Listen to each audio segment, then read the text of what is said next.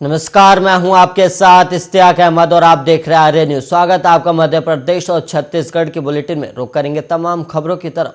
छत्तीसगढ़ के मुख्यमंत्री भूपेश बघेल यूपी और पंजाब के विधानसभा चुनाव में प्रचार कर बुधवार रात रायपुर लौटे और रायपुर एयरपोर्ट पर सीएम भूपेश ने कहा कि 5 राज्यों में बीजेपी की हार दिख रही है और उन्होंने कहा कि यूपी के 2 चरणों के चुनाव में गृह मंत्री अमित शाह ने योगी को निपटा दिया और केंद्र सरकार से नाराजगी और प्रदेश में व्याप्त अराजकताओं के कारण यूपी में बीजेपी की हार तय है। और वहीं भूपेश ने राज्यसभा सांसद रामविचार नेताम के छत्तीसगढ़ की शराब न चढ़ने के बयान पर भी तंज कसा। उन्होंने कहा कि मैं तो शराब नहीं पीता और मुझे इसका अनुभव भी नहीं, लेकिन नेताम जी पी कर बता रहे होंगे। और वहीं चुनावी मुद्दे पर भूपेश ने कहा कि भारतीय जनता पार्टी सभी राज्यों में हारने वाली है और 5 राज्यों में चल रहे विधानसभा चुनाव से ये बातें साफ हो चुकी हैं कि बीजेपी का सुपड़ा साफ होने वाला है। और नवा रायपुर में चल रहे किसान आंदोलन पर बघेल ने कहा कि किसानों की वाजिब मांगे हैं और उन्हें मानने में हमें कोई आपत्ति नहीं है।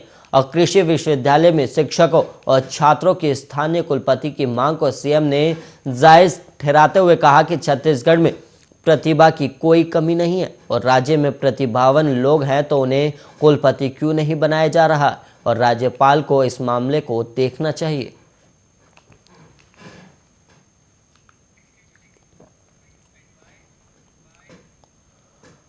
और वहीं बढ़ेंगे अगली खबर की ओर, जहां पर मध्य प्रदेश के मुख्यमंत्री शिवराज सिंह चौहान ने कहा कि राज्य सरकार किसान हितैषी सरकार है और संकट की स्थिति में सरकार किसानों के साथ खड़ी है। चाहे प्राकृतिक आपदा हो या बाढ़ जैसे संकट, किसानों की फसलों को हुए नुकसान के बाद आवश्यक राहत देने में कभी देर नहीं की गई। और आज भी इसी गत जनवरी महीने में ओलावृष्टि से प्रदेश के 26 जिलों में किसानों की फसलों को हुई क्षति के लिए 202 करोड़ 90 लाख रुपए की राशि 1,46,101 किसानों के खातों में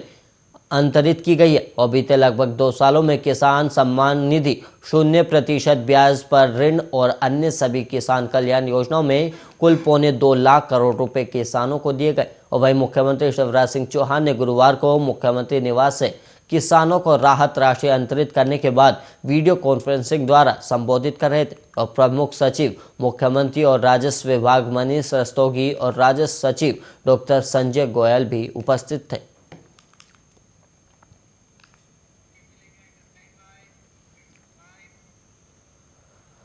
भोपाल सांसद प्रज्ञा ठाकुर को अश्लील वीडियो दिखाकर ब्लैकमेल करने के मामले में गिरफ्तार दोनों आरोपियों के खिलाफ बयान दर्ज कराने सांसद गुरुवार को कोर्ट पहुंची। और बयान दर्ज कराने के बाद सांसद ने मीडिया से चर्चा में कहा कि इस तरह के अपराध पूरे देश में हो रहे हैं और ये बहुत बड़ा सामाजिक अपराध है। और सांसद को ब्लैकमेल करने के मामले में पुलिस ने राजस्थान के भरतपुर से 2 सगे भाई रवीन खान और वारिस खान को गिरफ्तार किया है। और सांसद ने मीडिया से कहा कि इस घटना के बाद देश भर से मेरे पास लोगों के कॉल आए और किसी ने बताया कि इस तरह के मामले में फंसकर किसी के बेटे ने आत्महत्या कर ली तो किसी के रिश्तेदार ने ब्लैकमेल होकर पैसा दे दिया। और वहीं सांसद ने कहा कि इस अपराध में युवक और युवती ब्लैकमेल होकर आत्महत्या कर रहे हैं और इसको एक बहुत बड़ा गैंग चला रहा है। और सांसद ने यह भी कहा कि मेरा नाम मालेगांव विस्फोट में होने के कारण मुझे बहुत से मुस्लिमों के धमकी भरे कॉल आते हैं और मुझे बदनाम करने के लिए ये बहुत बड़ा षड्यंत्र है और इस तरह के अपराध समाज के लिए कोड बन गए हैं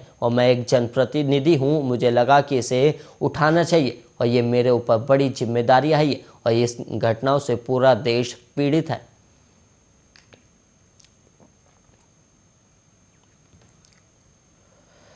मध्य प्रदेश में हिजाब को लेकर भोपाल सांसद प्रज्ञा ठाकुर के बयान पर राजनीति गर्मा गई है और सांसद के बयान के एक दिन बाद गुरुवार को कांग्रेस विधायक आरिफ मसूद ने पलटवार करते हुए कहा कि ऋग्वेद में महिलाओं के पर्दे की बात लिखी है और मैं नहीं चाहता कि सांसद मुस्लिम समाज से माफी मांगे। और विधायक आरिफ मसूद ने कहा कि उनका बयान अफसोसजनक लगा और मैं ये कहूं कि वो भोपाल की जनता या मुस्लिम वर्ग से माफी मांगे ये उचित नहीं होगा, क्योंकि उन्होंने पहले हेमंत करकरे पर विवादित टिप्पणी की लेकिन उनके परिवार से माफी नहीं मांगी और वो इस तरह की शैली की आदी हैं। और मैं उनको एक बात कहना चाहता हूं कि वो जिस धर्म को मानती है उस धर्म के ऋग्वेद में द्वितीय खंड में पहनावे को लेकर जानकारी दी है और इसमें स्पष्ट लिखा है कि महिलाओं को पर्दा करना चाहिए। और मैं उनसे अनुरोध करूंगा कि किसी धर्म पर टिप्पणी करने से पहले अपने ऋग्वेद को पढ़ें और अगर मैं जो कह रहा हूं वो सही है तो उनको भोपाल की जनता से माफी मांगनी चाहिए। और वहीं आपको बता दें कि भोपाल सांसद प्रज्ञा ठाकुर ने बुधवार को एक कार्यक्रम में हिजाब को लेकर विवादित टिप्पणी की थी